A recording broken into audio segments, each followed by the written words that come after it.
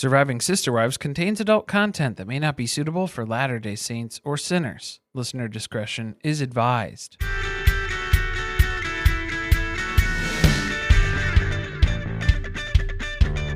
Hello and welcome to Surviving Sister Wives. I'm Corey. And I'm Carly. And this is the Sister Wives Rehash, a special edition, special series? It's a series. A unique user experience. An unduplicated experience. Yeah, pretty much. This is Season 7, Episode 2, Polygamists in a Shark Tank. And if you're looking for the recap, we have already recapped this episode, as we have with every other single episode of Sister Wives. So if the rehash isn't really your thing, then maybe you might want to check that one out. Because last week was pretty tame, wouldn't you say? Yeah, I think so. This one feels like it's going to be different. A little different level today. This feels different this time around. So we can go ahead and get right into it. Oh, we didn't mention, the first time we recapped with Amy and Amanda. Nope. No. It's because there's too many Amandas. Yeah, it was Jody and Amanda. Amanda. That's why I can't remember. Yeah. That was a classic. That was a very good episode. That was a classic episode. It's one of the fan favorites. Goes a long way back. One of my favorites. Yeah, definitely. And if you haven't heard the news yet, I don't know where you've been, but I'm excited to be the first to break it to you. Sister Wives Season 19 is back on Sunday, April 20th. Oh, I thought you were going to say that Peyton's racist and sexist. But that's not new information. Yeah, that's true. If you guys haven't seen the cameo that he made for Amanda and Jody, you need to go do that, because I'm not sure how to explain it. I don't think he knows how to explain what was happening in that greeting. Was it a greeting? It was a cameo. A $10 cameo. Like father, like son. I guess so. Did you read the description yet?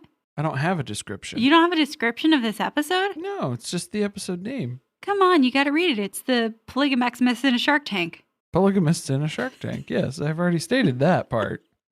We have the title of the episode, yes. You guys remember, my sister wife's closet is going into the Shark Tank, trying to secure a cash infusion, as Janelle put it. If you'll refer to your packet. But some other things happen in this episode too, like a lot of other stuff. Carly found an entire Fidelis Notepad scandal that she didn't even know that she was looking for until we sat down and watched this episode. It'd been a while, but we did clearly see it was Robyn's sketches when they were just talking about my sister wife's closet early on in the episode. And there was a quick little montage through the designs and stuff like that. And it was very clearly all of the ones that Cody made for the wives. So I don't know if this is just Cody commandeering Robyn's sketchbook for those pages, and then he's the one who's drawing it, because I mean, the Fidelis heart on fire one did look like a prison tattoo, so it looked like Cody handwriting. I've always thought that Robyn designed all the jewelry and that she knew what it all looked like before anyone else got to open their pieces. If she helped Cody design, I mean, did she let him borrow her notebook and then she looked at the designs, or was it something that was co-contributed to? No, she can you put at the end just a whole track of laughter that you had to cut out? Oh, God. Get comfortable. I'm back. Okay. She just warged through him. That was it. That was what we were trying to get to. I thought it was really funny.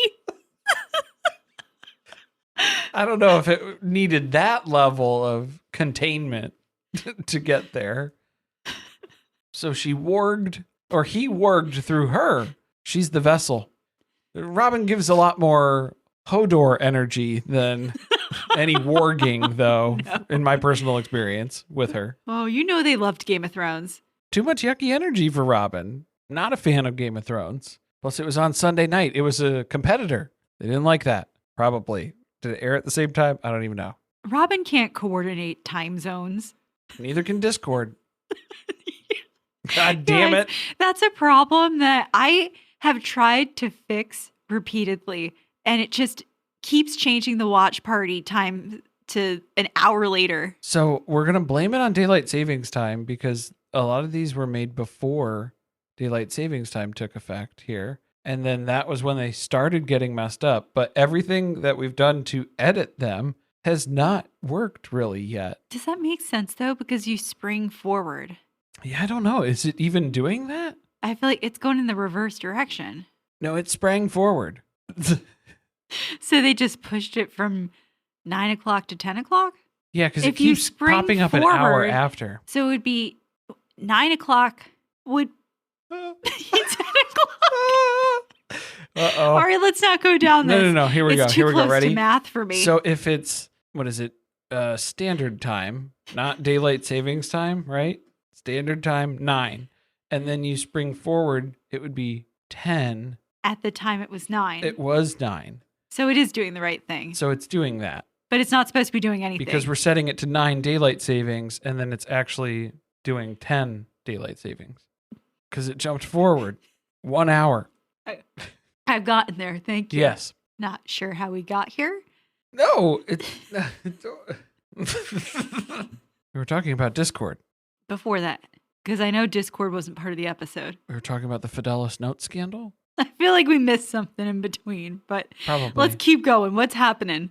They're unprepared for the investor pitch that's taking place. They did an initial pitch about 3 weeks ago and didn't go so great. No, that was when they didn't prepare anything and they just asked them, what do you think we should be doing? Do we have a business? Was the question that was posed to the team. And they were like, boy, I really hope you guys do, because I don't know why else we'd be here right now. What would you be pitching? I don't know, but they course corrected over the past 3 weeks. And now they've decided to start back at square literal one, which is figuring out exactly what is this business? What does it aim to do?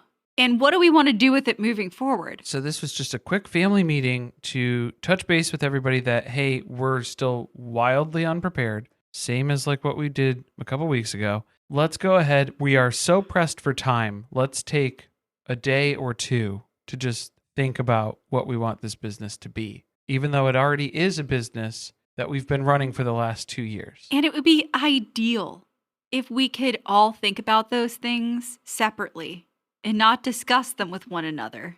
So then that way we can try to get all 5 of us together again with now even less time to prepare for our business presentation that's coming up, and try to land on a shared consensus amongst the 5 of us and go in one unified direction after that. I kind of think when you realize that you don't know any of the basic information, the mission, the goal, whatever, you have no idea what your business is. Maybe you take a step back and think, is it time to be going to pitch to an investor? It's not, because we still have about 3 weeks. So Sure, plenty of time. In the meantime, we've got Robyn and Meri are going out to lunch because Meri has to have multiple conversations with Robyn. Can we back up a minute? Yeah. I just can't get past Christine dropping her pen, losing it on the way into Meri's house. Oh, she lost a pen. Yeah, she didn't know where it went. She couldn't take any notes for Like- their meeting. This is why. But good thing they didn't discuss anything either. There was nothing to take note of.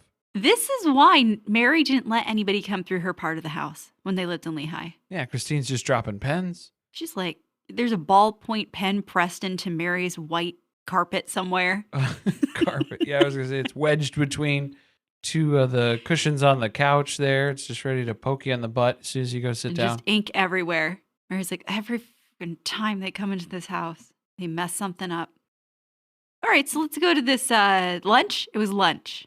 Meri ordered a salad. A big salad. But she has to tell Robyn a couple of times. She already had a discussion with her and let her know, hey, I'm going to do some me time.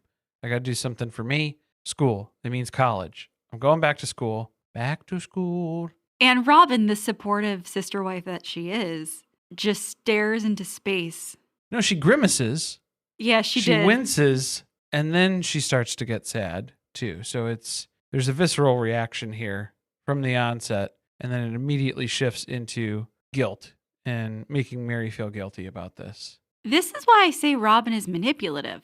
Your decision has pained me. You're doing this to me, and you could stop torturing me if you stop making decisions that I don't like. Stop doing Exactly. that. Stop it. Just stop that. can you put your emotions before my emotions before your emotions, rather? Yes. Because she's not like figuring out how Meri is going to be able to go to school, which sounded like part-time. Because if you go part-time, then you're going to want to go full-time. Eventually. It's just how that happens. That's what happens. Nobody can stop at just part-time college. And then when you go full-time, you're not going to have any extra time to work on My Sister Wife's Closet.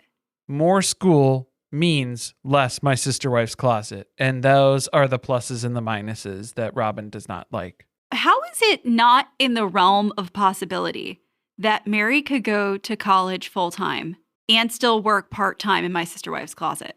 They expect all of their kids to work their way through school and pay their tuition with part-time jobs while attending school full-time. So that's too much for Meri, though? Meri must be doing a lot more of the work than they're letting on. Yeah, like Robyn's just doing design, and that's about it. No, Robyn wants to just do design. That's part of the issue. Nobody else has stepped up to help in the other areas. So now a lot of those things by default have become something that she has to do. And I just glitched out like Christine in the presentation later. It bothered me was that they're talking like sisters, not like sister wives. They're talking like she's quitting the babysitters club, and Robyn's really upset with that. That is exactly how devastating this was to Robyn. And she's like, oh, but how am I going to be able to take Aurora to her hobby horse meetings and stuff? I'm not going to have time for any of that. You know what I was thinking about when we were doing this episode? Ribbon dancing. Oh, because you thought one of the sketches off on the side there was a ribbon dancer. Hold me closer, ribbon dancer. Yeah, it just reminded me how much fun it was to ribbon dance. So that's what we're going to do now. All right, well, keep an eye out for that Patreon content soon. Carly's ribbon dancing. Ribbon dancing with the stars. Well, I liked how this was also Robyn's initial foundation layer of the Meri drifting away from the family storyline. That's how it happens. First, you enroll part-time in college, then you go full-time, then you drift away from the family and you quit the family business. There's a lot going on. It's the same way that we need to save our energy for a polygamist march. Don't waste all of your energy on a woman's march.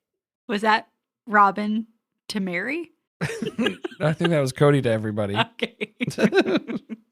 Well, they're kind of working on a business plan, kind of, technically. So they have to go to Nancy for suggestions and framing that conversation in a safe way for all of them. They had to find the most expensive way they could possibly work together to write a business statement. They've already done the family commitment celebration statement. Nancy got a pool after that. Pretty much. Promise you that. But they had to make it abundantly clear to us they don't have issues communicating in their personal lives, in their relationships, individual marriage relationships. No communication issues there. No, that's all seemed great. Yeah. Once we have mixed in the wild success of our family business, My Sister Wife's Closet, now we're not really seeing eye to eye on things. We're not able to communicate as effectively as we once were. It's a tense job running a Fortune 500 company. I work in the city and I work long hours. Let me tell you, if you're a fan of a few select movies, you get a good giggle every once in a while. Yeah. There's some return on investment there. But we know Robyn's not working in the city. Robyn's not working long hours because Robyn's got no ROI. Well, yeah, she's got no plan. But I think the biggest issue that they have in the business right now is that there is no leader. There's no decision maker. They still haven't figured out exactly how this business is structured. All they came on day one with was Robyn wants to draw pictures and turn them into jewelry, and we're going to figure out everything we can do beyond the forging process to make her dream come true. Oh, I'm not going to take raw materials and actually make the stuff. No. I'll pay someone to do that. I'll pay someone to handcraft it. Right here in Las Vegas. Which I still feel like is a lie. So now they're trying to identify what is everyone's role? Because Robyn can't be CEO. Because women can't run businesses. Well, and that's just too much power, for one woman in this family. So then Cody's trying to decide, all right, well, if it was going to be CFO, it's probably Robyn. CFO. You think he got the F confused? Yeah, he wasn't sure which F it was. The fighting kind or the fucking kind. Robyn just wanted to be in control of payroll. The minute the pluses came in, they went out into her account. Minuses out. And that pissed Janelle off. Well, this is offensive to Janelle because Janelle was the person who wrote out the entire business plan and she only wants to present the numbers. She wrote the whole financial plan specifically. And then... Well, I think in just the business plan, overall too, she was very influential in that process. So Janelle is learning the lesson that most of us in corporate America have learned at one point or another. You get to be the one who does all the work, and then someone above you takes credit for it. And that's what's happening here. Robyn's going to go up there and act like she knows how to do math. She got to all those calculations. I think Robyn wants to take responsibility for that or take credit for a lot of that. Janelle seems to think that Robyn just wants to design product. She does. She does. She constantly complains that she's not able to do more of that because no one else will step up into all of the other aspects of the business. But then that's the other side. Robyn also simultaneously wants to do everything or take credit for everything that is being done in the business. So it's hard to allow anyone else to have any autonomy in this process too, I'm sure, for her. It's not really the family business if all of the decisions have to get funneled through Robyn. And that's what's been going on. So they're going to elect a figurehead of the company who will allow her to continue to work in the shadows. Cody is trying to take on that role. He's trying to say, just let me make unilateral decisions, executive decisions, like when we moved to Vegas. Trust me with those types of things again. I'll make those decisions and we'll make it work great for the business. Are they a woman-owned business if the CEO is a man? Or am I thinking about that wrong? If it's still woman-owned, I guess you can have ownership can be different than your CEO. Yeah. I'm pretty sure Cody has a piece of ownership of this business. Oh, I'm sure. Just like he had to get a couple lots off of Coyote Pass. But we're back to Cody by committee. And that's what everything in their marriage has always been. You never let me lead anything. Ever. When have you ever let me be king? You're so much better at it. Well, because that's what Robyn and Janelle were trying to explain to Cody, that what you're describing is a tyrant. Someone who just barges in and tells everybody what to do. And that's what you're saying as decision making. That's not really decision making because there is no decision. You're at the whim of one person. I don't think any of them really understand how a business functions because they haven't really been employed at many businesses. No, and Cody he's sales experience, obviously. But he's not going to touch that. But he doesn't know. He doesn't want to be chief of sales. And now that he is squawking at everyone and stamping his feet about how nobody ever lets him decide on anything and nobody allows him to make any decisions in this family, this is a whole other can of worms that are just tipping on the edge here. And we don't want to go knocking at that door because it's a week away from the pitch now. We're 7 days out. Wow, time really flew. What did we do the last 2 weeks? We were like 3 weeks away just a moment ago, and we were going to take a break and think for a day or two. 2 weeks later now, we haven't really done much more. They have no idea how long people in corporate America spend preparing for a presentation. I don't think they even know what the general pitch is with 7 days to go. No, they still haven't figured out what everyone is doing. I guess Cody's the CEO. Janelle fought her way to CFO. Christine is the chief marketing officer. That makes sense, yeah. That's pretty much the only role that someone was completely sure they had and was correct about it. Even though a lot of her facts were just women be shopping, that was kind of problematic for me a little bit. It made me feel weird. Yeah, it was kind of like ChatGPT results. Yeah, but like before. So did they just ask Christine? for Did the she answers. provide the jewelry sale information that you can find? Well, just market research in general. Yeah. If you do a chat GPT prompt asking it about local jewelry sales. Handmade, handcrafted. Very expensive. That's what they want to say. They think they're in fine jewelry. What was Meri? She was just like, customer service. Customer service, satisfaction guaranteed. I really just want to keep you satisfied. She's really trying to push the messages to Cody. Subliminal messages. She's speaking directly to Cody at this point. Oh, this is when Christine was practicing and then she rebooted? No, that was different. Okay, different. Not till they get to the We'll get to it later. presentation. Not yet. Oh, this was the conversation where they gave Meri notice that, hey, you're going to have to speak. And she was like, what are you talking How about? dare you tell me at the last possible second? When it was a week, and that's what they're saying, Meri, we are giving you the notice that you have requested. You asked for notice. Need I say more? You can't just like spring this on me with a week's notice. I can't talk shit about this. No. Because I have literally had the exact same conversation. Because this is Carly going, a presentation in 1 week, but I need to worry for at least a month about it. I just haven't had enough time to let the worry build. I need to activate my IBD. The fight or flight needs to kick in at the exact moment when I go to the presentation. So if I don't have enough time to build up. I gotta rev up. Yeah, I gotta. Over a couple of weeks. I haven't shifted up into that next level yet. Yeah, it's not going to be enough time for me to get that worried.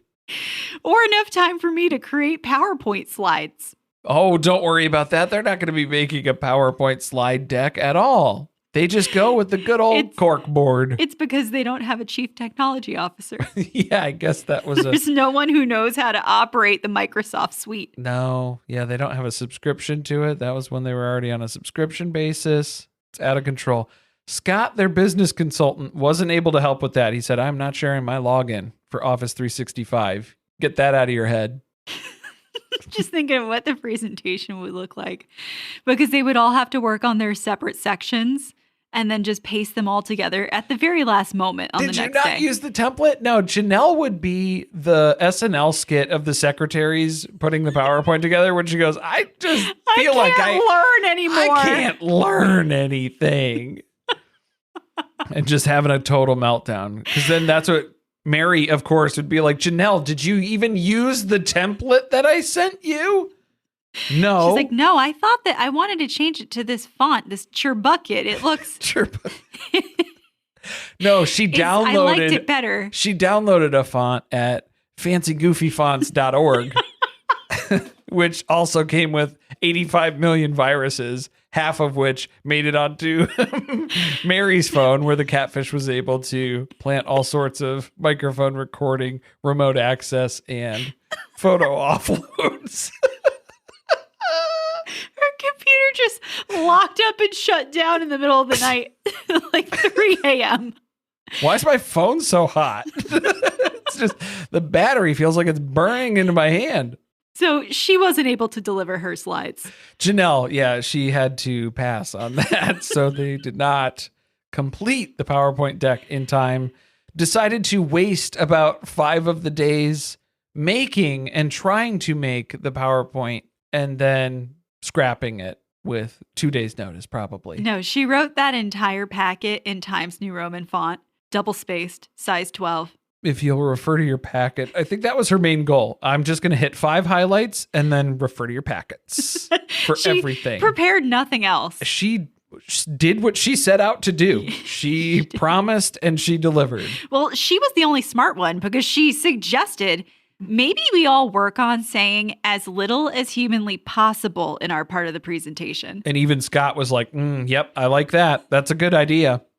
Christine forgot that. Well, she did stop for a minute or 2. So she did take that to heart for just about a minute. I thought the Wi-Fi knocked out. I didn't know what was happening. She just... If this was a Zoom meeting, she would have hit the end button. she gets up there and she starts off real strong. She starts off pretty solid. And Cody's actually really impressed. He's like, wow, I didn't know. You give Christine some talking points and she will just lace it with BS or just skipping that stone. She makes it really believable for the audience. And I hope we can perform at half this level tomorrow for the real thing and we'll be in good shape. And then she just blue screens. That was in the actual Shark Tank presentation. Aren't we still at the practice? Nope. She did it both. She did it twice? I think she did it twice. Wow. Wait, did she? I thought the first time she nailed it. That was the problem. She nailed it. Yeah. The bar was low, though. The bar's not low enough for Robyn to clear it, though. She's still gonna... It's the 30 centimeter, you know? Or the 80, whatever it is. Oh my God. That's clipping a hoof there. That's for the hobby horse haters out there. Yeah. You guys, someone left that. What was that, a comment on YouTube or Spotify? It was on YouTube. Challenging us to jump, what was it, the 30 centimeters? No, I think it's 80 centimeters. I think it ended up equating to about like 31 inches. And Corey was so worked up about it that he spent one evening attempting to actually clear the 80 centimeters. It's true. I don't deny it. Well, so here's the thing. So if you're going to come at me with that and say, hey, you haven't even done this. And it's like, okay, well, now I need to know, is it that challenging? You got to experience it for yourself. Yeah. Carly wouldn't let me go full speed, though, so I wasn't able to really test it out. I was afraid you were going to clip the dog fence. If I caught my hoof on it and then I wouldn't have cleared it, I would have face planted, too. So it would have been real bad. I was a little worried about what was likely to happen. Well, and Maisie was, running around, too. She was getting all excited, worked up, upset. So we had to pause the indoor hobby horsing for the evening. Yeah, I didn't get to clear it. I didn't have anything that was 31 and a half centimeters or 31 and a half inches. Sorry, 80. A stone left unturned. Yeah, TBD. Are we at the presentation? No, Robyn's afraid to cry. So she's been scared her whole life, I think. Probably. How could you not be? It's her default emotion. That's what she's programmed to. Not actual cry, fear of crying. Afraid to cry. But that's what Christine has to ask her. Wait, isn't that like your best asset? Isn't that what you have to contribute for everything? Christine watched a few episodes of Shark Tank and she was like, no, this is how it's going to go. It's going to be kind of rough. They're going to be hard on us with the questions. And then you're just going to spontaneously burst into tears and someone's going to feel bad for you. It's not going to be Barbara. I was just going to say, it's likely not going to be Barbara. Not Kevin O'Leary. But if you're lucky. Maybe Mark Cuban's up there. Maybe Lori. She took pity on people. Robert Hershevek would give a deal to anyone just to make them leave the room because it had become so uncomfortable. Robert was like George Foreman on... There was some pitch me idea. It was like Shark Tank before Shark Tank. And it was like an ABC version. And George Foreman was on it. And they had the cuts of him where he's saying yes to every single idea. Because he just couldn't say no. Well, it was like a majority vote. So if people were like, oh, they could be included as part of the show, they were like vetting it as the judges in the initial round of it. And he was saying yes to everything. Everybody that came through the door, he was like, yes, this is life-changing. This is amazing. So that's what you're going to do. And then we're all going to hug you. And then we're going to slowly back out the door into the lobby with the pawns. Hopefully they don't know. They won't notice. Probably. But I thought that was the plan. Yeah, we thought that Robyn was going to have to break down in tears at some point because, one, it's an expected given at this point that this is what's going to happen. If Robyn is in a room with a couple of people and she's talking, she's going to burst into tears. Janelle's just like, oh, here we go again. Got to wait for Robyn to cry in the middle of an important family meeting. Well, hopefully it'll take some of the heat off of Meri when she's crying during her parts, when she just starts panic breathing and is about to pass out. They each each do a terrible job on their own portion. Everybody was a little bit to blame. Except for Christine. She did nail it in the run through. No, I'm talking about you're talking about the real one now. Jumping to the actual You're Shark over Tank. it. Oh my God. No, see. How much? Do you have more notes on this? Yeah. Oh my God. When they did, my own. When they, like a bat out of hell. Like a bat out of hell. This is the one where they were referring to themselves as fashion forward jewelry. So I really got a kick out of that description because that was how they were describing themselves to the investors, or should I say the embrestors, for Carly could not stop taking notice of the breasticles. There was like a lot of chest being displayed. Don't you think? Chestify. For a corporate environment, for a work meeting, she was trying to do the office siren. She sat down at that table. She pulled a checkbook out of each one. And then just plopped him down on the table. And then they started. It was a lot of cleavage for a work meeting. It was, you know what it was giving? Remember back in like the mid I don't know, anywhere from 2012 to 2015. Okay, mid 2010s. There you go. Okay. I'm really bad at that. Yeah. Remember when everyone was going to clubs wearing office attire, casual wear? It's Bible bonkers. Bible bonkers. That's what they needed, a plague of locusts to stop this, just mid-presentation. Pretty much. Someone did make a few PowerPoint slides because they printed them off at Kinko's. Oh, Carly. There were no slides to be had. Yeah, this was just printed on the board. The charts. Directly on the board. Do you think they printed those pieces out and then they glued them to the presentation board? No. No, the boards were ordered. Set to order. Everything was very tiny because this was the biggest table that I've ever seen in a room of this size. All the sharks are sitting at the way end of the table on the other side of the room. And then it's just table, empty chairs, table, empty chairs, table, empty chairs. But it was like a horseshoe setup. Yeah. You know what it reminded me of? Liberal Arts College. Close. No, they had the exact same shaped table on John and Kate plus 8 when the kids were little. It was the kids' table? Yeah. Do you remember? They would. Do I remember? Would I remember?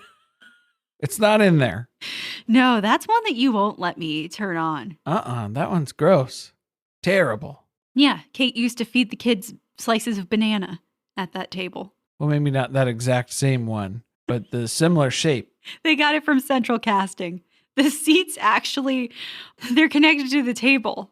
I'm pretty sure that's the way the table was on Johnny Fold the armchair up so the kids didn't fall out. It was like a special table. like at a desk in high school. The ones that swing down. Don't worry. Like that. Kathy's breasts will keep her What? strapped in. I don't know. What was her name? I don't know her name. The boob lady. Just get your magnifying glasses out so that you can see what's up there.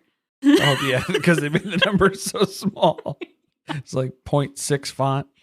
They're like, I didn't know how else to fit it all on one page.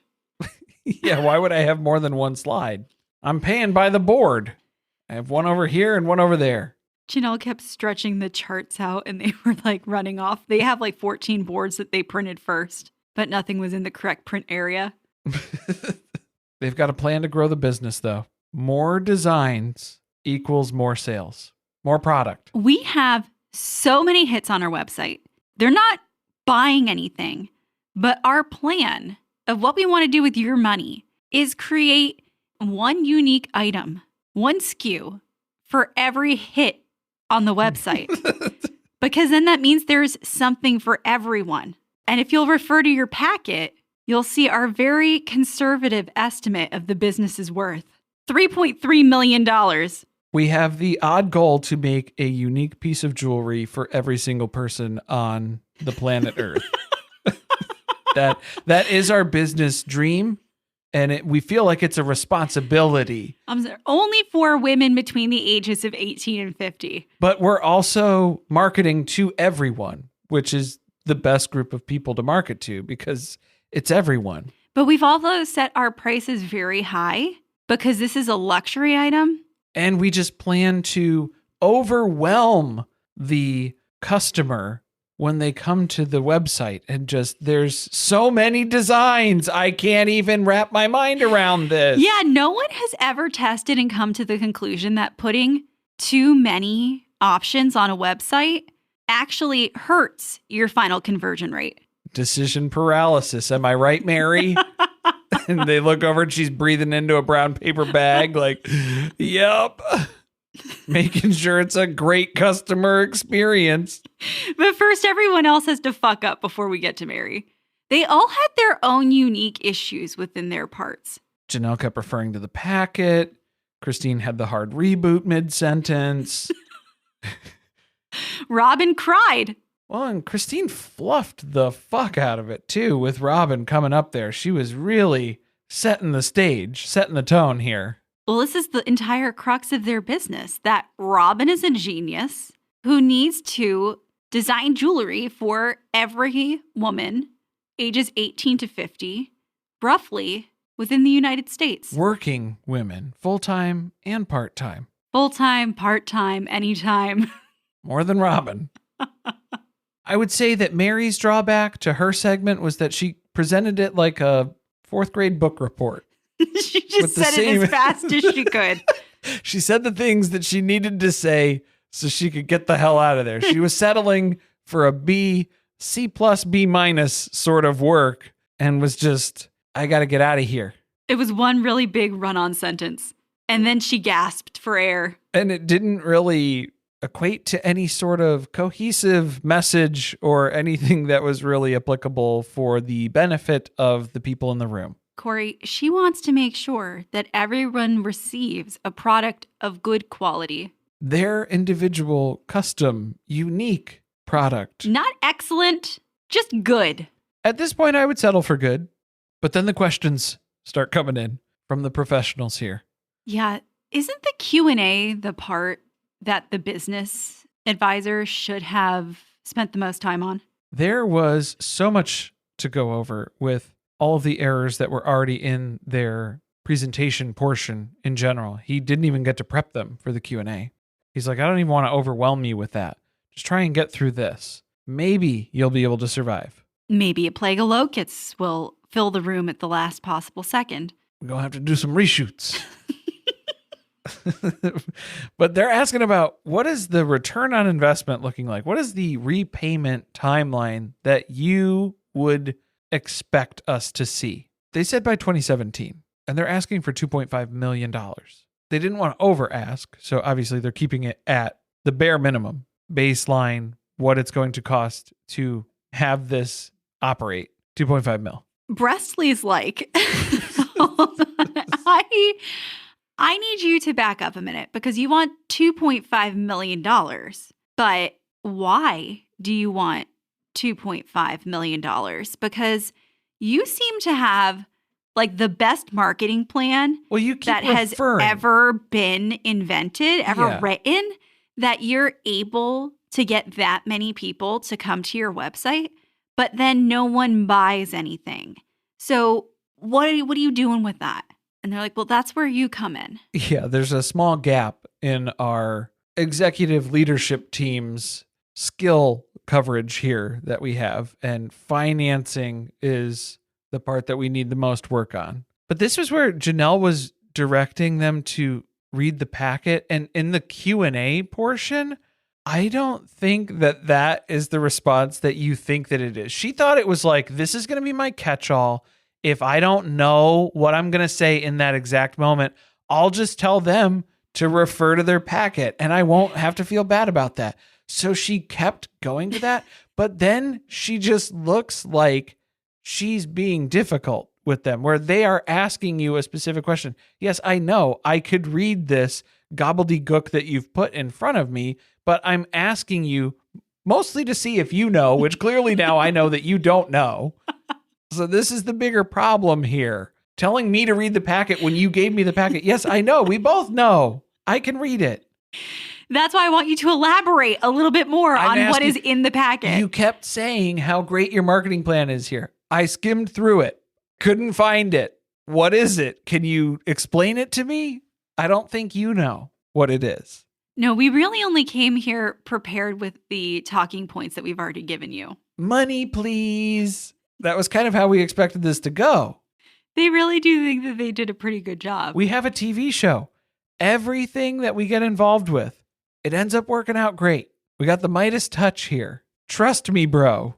That's the repayment plan. That is the repayment plan. Trademark. Trust me, bro. 0% APR. They ultimately blame Christine, though, for the shortcomings here. Obviously, there are plenty of reasons that we can look at of why every single investor in the room was shuttering the books and ready to get out of here. Stan was even letting us know he had to ask his friends as a favor to just please hear them out. They are very wildly unprepared and clearly not in a state where any of us would invest. But just let them get worked up over having to do this presentation. They need episodes. They need storylines. And so we're just going to hear them out, but we don't need to invest in anything. I think they assumed that they were giving them pretty softball questions because they weren't really interested in giving them any money. Yeah, nobody cared what was going on. And then the answers that they got were even scarier than anything that you can find in the packet or in their presentation. Right. That was Christine's big mistake. Well, we only asked for $2.5 million because we didn't want to go too high. And then also we didn't want it to be so much where we were just like, I don't want to pay that back. What? What do you mean? Then you won't have any incentive to pay us back. If you were asking for more, wouldn't there be more incentive to pay that back? If you're accruing interest or like if it's a loan, or there would probably be different reasons where they're looking for a grant. That's what they want. Yeah, they want no strings attached. Angel investors? Ooh, you would think Robyn would be into that. She probably already hit up Alice. Who's the other one? Mindy. Oh, always hanging around the house. Yeah, Mindy's usually good for a couple mil. Did we miss the hormones? No, that was on a previously on, so that wasn't in this episode. Yeah, that was a good one, though. See, I got the lines a little blurred between the previously on and the what's to come. Well, it was, for what we were experiencing at the time, it felt like we had watched an entire episode just from the previously on and what to see this episode, what you can expect when you're expecting to watch Sister Wives.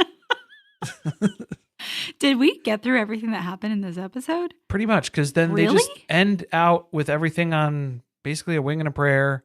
And Cody is very impressed with how well everybody did and how great the presentation went. Meanwhile, Stan is letting them know that this is laughable.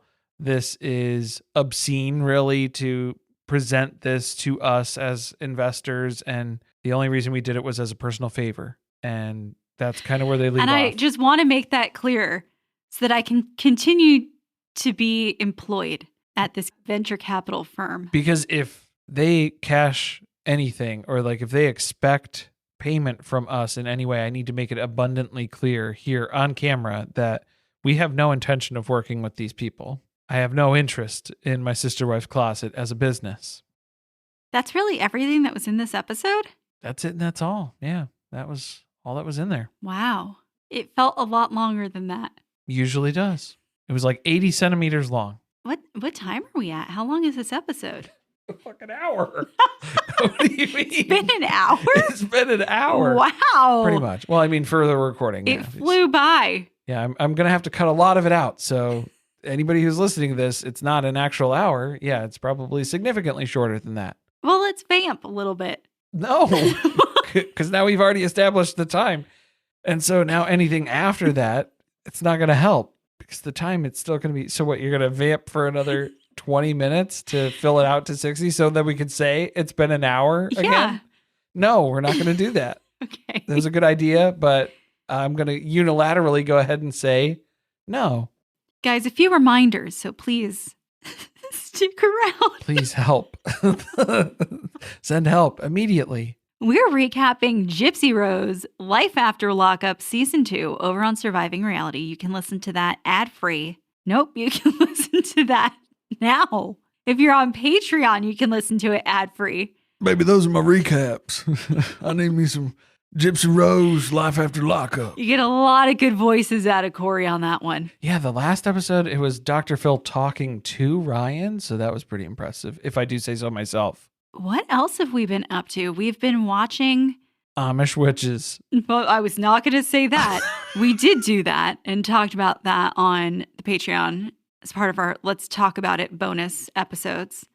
Damn it, I lost my train of thought now. We're going to close it out. Hold, no. The Plaths. There was a connection there from witches to the Plaths. Okay. We have been watching Veronica spill all the tea on what her relationship with Micah was really like now that they have broken up. And I think it warrants its own little mini-sode. So we're going to be doing a Plathville bonus catch-up social media follow-up to this latest season here. Also, I'm pretty sure I have spidey senses for what's going to be happening with the Sister Wives schedule or the TLC schedule in general. I think that once Polyfam or Polyfamily, I'm already abbreviating it. We're on that basis, Polyfam and I. Once that's done airing, I think that Plathville may be coming back in that time slot. So Polyfamily starts April 29th. And my guess is it's probably 8 episodes long, since that's usually what a pilot season is on this channel, this network. So maybe mid-June, mid to late June. So be sure to check the episode description for all the links to all of that information, our Patreon, our social media, where you can listen to us. Check it out over there. Thanks for listening. See you next time.